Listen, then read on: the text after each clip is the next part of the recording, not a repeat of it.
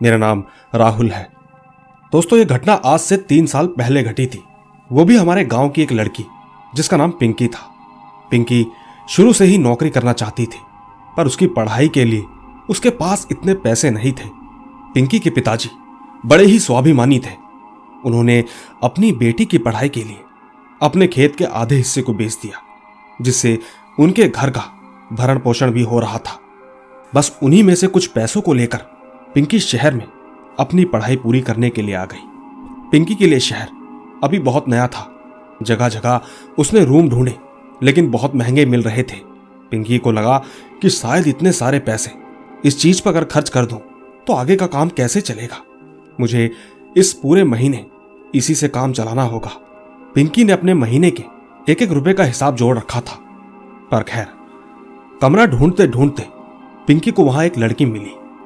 उस लड़की ने पिंकी को एक कमरा सस्ते दाम में दिला दिया। पिंकी उस लड़की से बातचीत करती रही। उसने उसका नाम भी पूछा। उस लड़की ने अपना नाम सुलेखा बताया। सुलेखा ने कहा कि आज से मैं तुम्हारे साथ रहूंगी। तुम्हें जो भी दिक्कत होगी तुम मुझसे कहना। क्यों ना हम दोनों आधा आधा किराया देकर एक रूम में रह लेते हैं। इससे तुम्हें भी फायदा होगा और मुझे भी।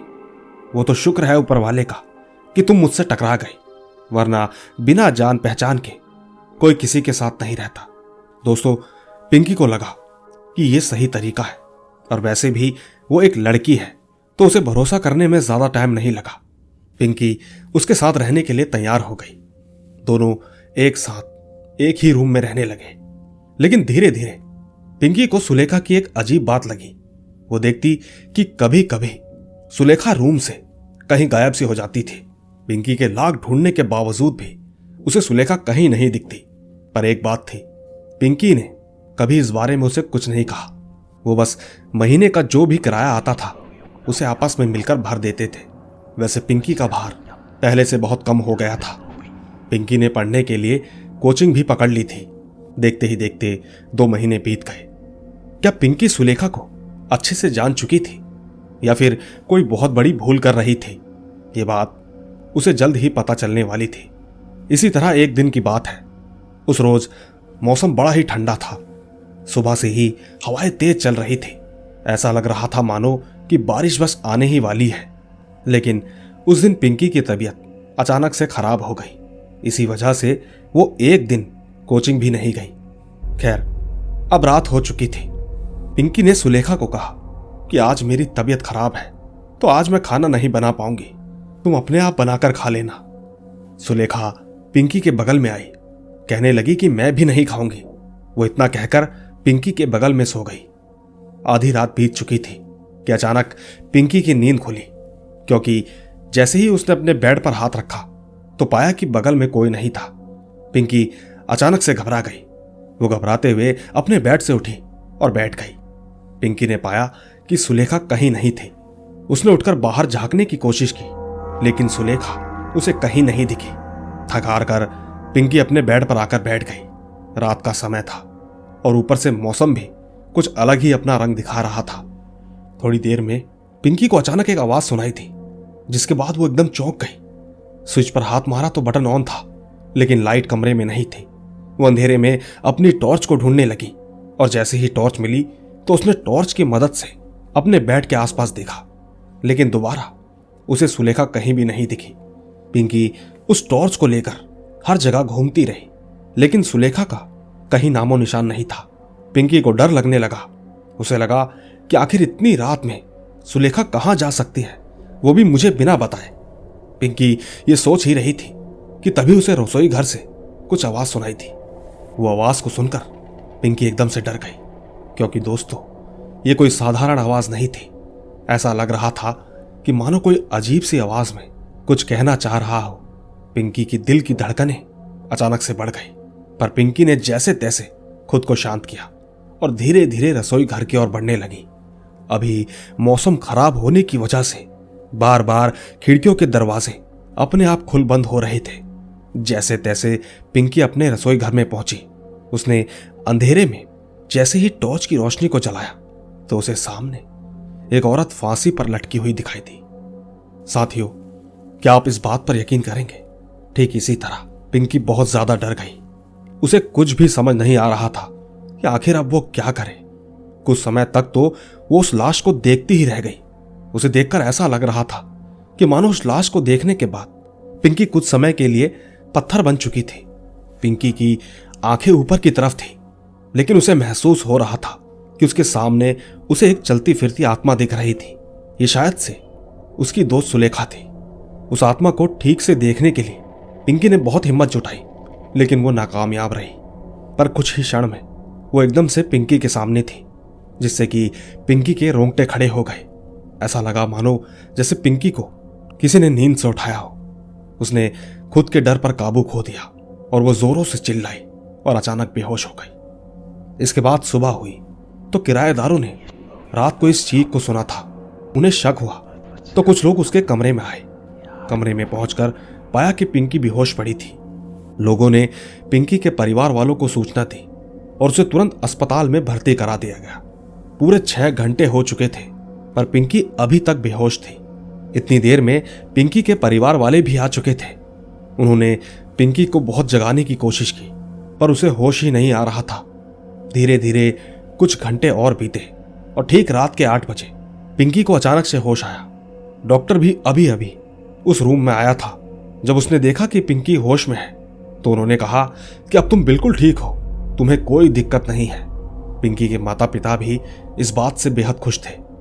बस कुछ ही पलों में उन्होंने पिंकी से पूछा कि आखिर ऐसा तुम्हारे साथ क्या हुआ, तुम्हारी तबीयत तो ठीक चल रही है। तब जाकर दोस्तों पिंकी ने अपनी सारी आप बीती सुनाई। उसने बताया कि किस तरह वो एक लड़की के साथ रह रही थी, और ऐसा नहीं है कि ये 1 या 2 दिन की बात हो। उसको साथ रहते हुए अब 2 महीने होने वाले थे। पिंकी की पूरी बात सुनने के बाद घर वालों ने कहा कि आखिर वो लड़की कहाँ है, उसे तो तुम्हारे साथ होना चाहिए था। इस बात पर पिंकी बिल्कुल चुप रह गई, एक शब्द ना बोली। ये बात जब आस पड़ोस के लोगों को पता चली तो सब के सब हैरान रह गए। पहला तो ये कि उन्हें उस कमरे में कोई भी लाश नहीं मिली।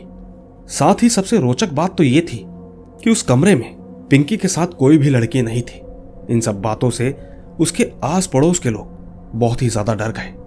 सबके सब किसी न किसी बहाने से अपने अपने घर निकल गए। पिंकी के माता पिता ने कहा कि अभी तुम उतने अच्छे से ठीक नहीं हो, एक काम करते हैं, कल सुबह घर चलते हैं और जब तुम अच्छे से ठीक हो जाओगी तब तुम दोबारा शहर आ जाना। गांव जाकर कुछ दिन तुम्हारा मन भी बहल जाएगा। दोस्तों, इस कहानी का अंत अगर यहीं तक होता तो सब कुछ नॉर्मल हो जाता, मगर अब जो मैं आपको बताने जा रहा हूं उसे सुनकर आपके भी रोंगटे खड़े हो जाएंगे। क्योंकि जब उनके घर वालों ने उसे सुबह की गाड़ी से गांव लेके जा रहे थे कि रास्ते में अचानक से पिंकी की मौत हो गई। ये मौत इतनी रहस्यमयी थी कि आज तक किसी को इसका कारण पता नहीं चल पाया। क्या आपको इसका कारण पता है या नहीं? नीचे कमेंट्स में जरूर बताइएगा।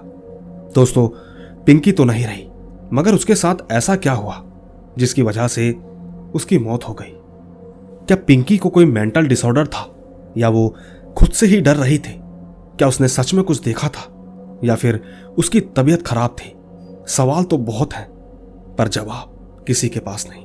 वैसे एक बात है, कई लोग रोजगार के लिए दूर गांव से शहर में आते हैं और ठीक कमरा भी लेते हैं और कई सालों तक काम करते हैं, मगर हर किसी के साथ ऐसा नहीं होता। नहीं मालूम आपको यह कहानी कैसी लगेगी, मगर मैं आपको एक कहानी और सुनाता हूं जो कि अंकित की है। अंकित ने कोलकाता शहर में रहकर कॉल सेंटर में काम किया था। यह घटना आज से ठीक 2 साल पहले की है।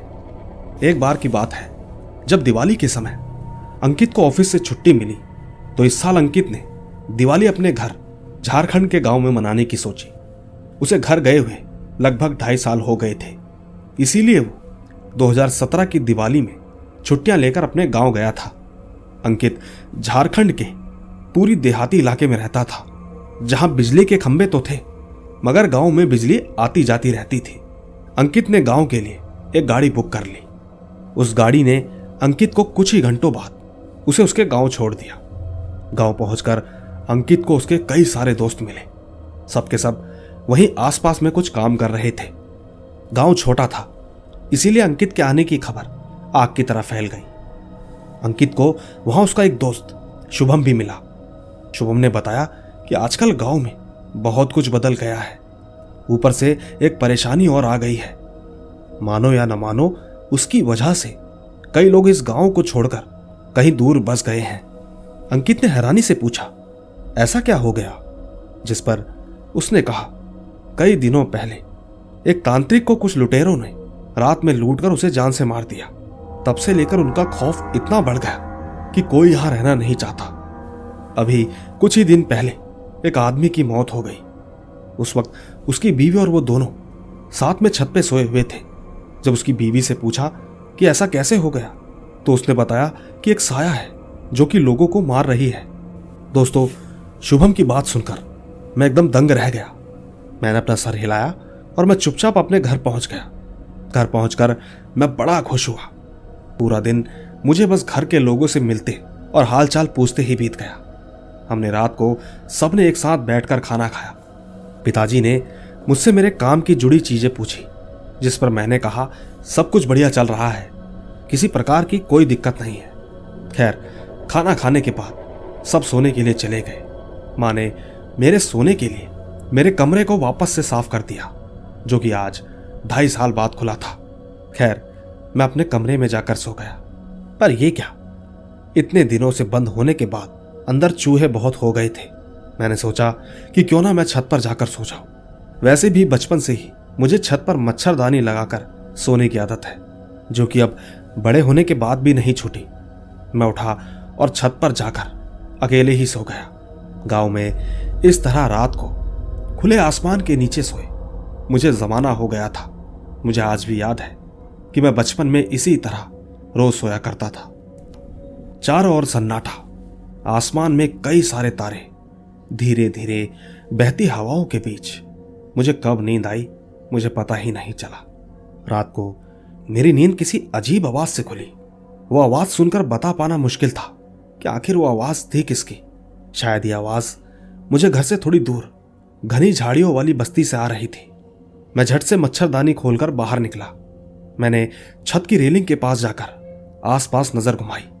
मेरे ऐसा करते ही आवाज आना बंद हो गई। मैं चुपचाप वापस से जाकर सो गया।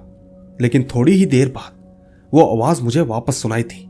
मैंने पहले तो उस आवाज को इग्नोर करने की कोशिश की, लेकिन समय के साथ साथ वो आवाज और भी ज्यादा बढ़ने लगी। मुझे अब मजबूरन उठना पड़ा। मैं वापस से अपनी सीढ़ी की रेलिंग के पास जाकर देखने लगा। मुझे वहां पीपल के पेड़ के गोल गोल चक्कर लगाता हुआ एक साया नजर आया। मैंने सोचा कि होगा कोई मुझ जैसा ही परेशान आदमी जो रात में घर के बाहर टहल रहा है। मुझे लगा रात में इन लोगों का इधर उधर भटकना एक आम बात होगी, लेकिन मैं भूल गया था कि ये कोलकाता नहीं बल्कि एक बहुत ही छोटा सा गांव है। पर हाँ, बिजली तो थी नहीं, इसीलिए मुझे लगा कि शायद ये आदमी यूं ही भटक रहा होगा। वैसे भी गर्मी का समय था। बाकी उस टिमटिमाती रोशनी में मुझे दूर से कुछ साफ नहीं दिखाई दे रहा था। मैंने तो बस दिखने वाली एक आकृति का अंदाजा लगाया था। मैं अपने मन में उठने वाले डर को खामोश करके चुपचाप मच्छरदानी में जाकर सो गया। थोड़ी देर बाद मेरी दोबारा नींद टूटी, पर इस बार वो आवाज दूर से नहीं बल्कि मेरे बहुत नजदीक से आ रही थी। मैं तुरंत भागकर छत की रेलिंग के पास गया, पर इस बार जो मुझे नजारा दिखा उसे देखने के बाद मेरे शरीर में दौड़ रहा खून मानो बहरस बन गया। कान ठंडे होकर सुन्न हो गए, क्योंकि वहां एक 6 फुट लंबा डरावना साया खड़ा था। उसे देखकर मैं तुरंत नीचे बैठ गया। मुझे शुभम की बात याद आ रही थी। मुझे लगा कि वो मजाक कर रहा है, लेकिन उसकी बात में कुछ तो सच्चाई थी। मैं ठीक उस साए के आर पार देख सकता था। मैं धीरे धीरे न जाने क्यों पर उसकी तरफ बढ़ रहा था। मैंने अपनी पूरी ताकत लगाई, लेकिन मैं नीचे जाती हुई सीढ़ियों पर गिरता चला गया। गिरते गिरते मेरा सर लास्ट वाली सीढ़ियों पर लगा, जिसके बाद मैं इतनी जोर से चिल्लाया कि आपको बता नहीं सकता। पर दोस्तों, जैसे ही मेरी आंख खुली मैंने पाया कि सब कुछ सुनसान था, और तो और घर से कोई भी बाहर नहीं आया। थोड़ी देर बाद पता चला कि यह तो सिर्फ सपना था, क्योंकि मैं नीचे नहीं बल्कि अपनी मच्छरदानी में ही सो रहा था। दोस्तों, इसके बाद मैं 1 सेकंड भी छत पर नहीं रुका। मैं सीधा दौड़ता हुआ नीचे गया और चुपचाप अपने कमरे में जाकर सो गया। हालांकि हुआ तो मेरे साथ कुछ भी नहीं, लेकिन वो सपना मुझे क्यों आया यह मुझे नहीं मालूम। हाँ, हो सकता है कि कई बार जब हम किसी चीज के बारे में सोचते हैं तो वो अक्सर हमें सपने में दिखाई दे जाती है। बाकी आपको क्या लगता है नीचे कमेंट्स में जरूर बताइएगा। तो दोस्तों, यही थी हमारी आज की 2 कहानियां। मुझे उम्मीद है आपको ये कहानी जरूर पसंद आई होगी। बाकी दोस्तों, मैं जल्द ही मिलूंगा आपसे इसी तरह की रोमांच भरी रहस्यमयी कहानियों के साथ। बस तब तक आप अपना और अपने परिवार का ख्याल रखें। चलता हूं, बाय बाय।